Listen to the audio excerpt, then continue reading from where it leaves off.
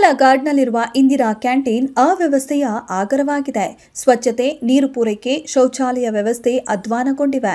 ಇದನ್ನೆಲ್ಲ ಗಮನಿಸಬೇಕಾದ ಹುಬ್ಬಳ್ಳಿ ಧಾರವಾಡ ಮಹಾನಗರ ಪಾಲಿಕೆ ಇತ್ತ ಕಡೆ ತಲೆ ಹಾಕುತ್ತಿಲ್ಲ. ಗ್ರಾಹಕರಿಗೆ ಕಡಿಮೆ ದರದಲ್ಲಿ ಊಟ ತಿಂಡಿ ಪೂರೈಸುವ ಉದ್ದೇಶದಿಂದ ಸರ್ಕಾರ ಇಂದಿರಾ ಕ್ಯಾಂಟೀನ್ಗಳನ್ನು ಆರಂಭಿಸಿತ್ತು.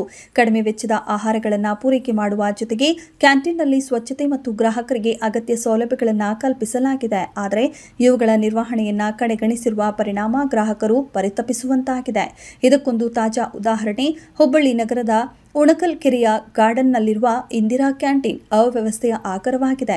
ಸ್ವಚ್ಛತೆ, ನೀರು ಪೂರೈಕೆ, ಶೌಚಾಲಯ ವ್ಯವಸ್ಥೆ ಅಧ್ವಾನಗೊಂಡಿವೆ. ಇದನ್ನೆಲ್ಲ ಗಮನಿಸಬೇಕಾದ ಮಹಾನಗರ ಪಾಲಿಕೆ ಅಧಿಕಾರಿಗಳು ಇತ್ತ ಕಡೆ ತಲೆ ಹಾಕುತ್ತಿಲ್ಲ.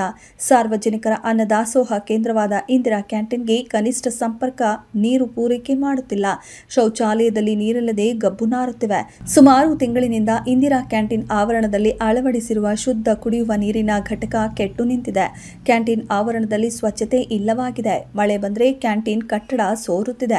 ಇಷ್ಟೆಲ್ಲ ಸಮಸ್ಯೆಗಳಿದ್ದರೂ ಸಂಬಂಧಪಟ್ಟ ಅಧಿಕಾರಿಗಳಾಗಲಿ ಅಥವಾ ಕ್ಷೇತ್ರದ ಜನಪ್ರತಿನಿಧಿಗಳು ತಲೆ ಕೆಡಿಸಿಕೊಳ್ಳದಿರುವುದು ವಿಪರ್ಯಾಸ.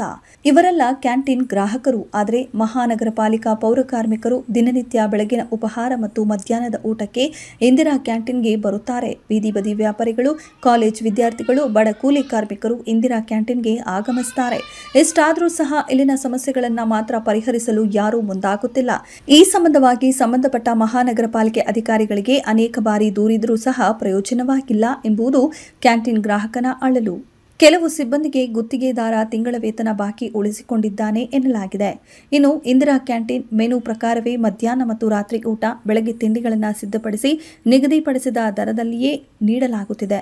ಇದರಲ್ಲಿ ಯಾವುದೇ ಲೋಪಗಳಿಲ್ಲ. ಆದರೆ ಮೂಲಭೂತ ಸೌಕರ್ಯಗಳಿಂದ ಗ್ರಾಹಕರು ವಂಚಿತರಾಗಿದ್ದಾರೆ. ಈ ಸಂಬಂಧವಾಗಿ ಜಿಲ್ಲಾಧಿಕಾರಿಗಳು ಒಮ್ಮೆ ಇಂದಿರಾ ಕ್ಯಾಂಟೀನ್ಗೆ ಭೇಟಿ ನೀಡಿ ಪರಿಶೀಲಿಸುವಂತೆ ಗ್ರಾಹಕರು ಮನವಿ ಮಾಡಿದ್ದಾರೆ.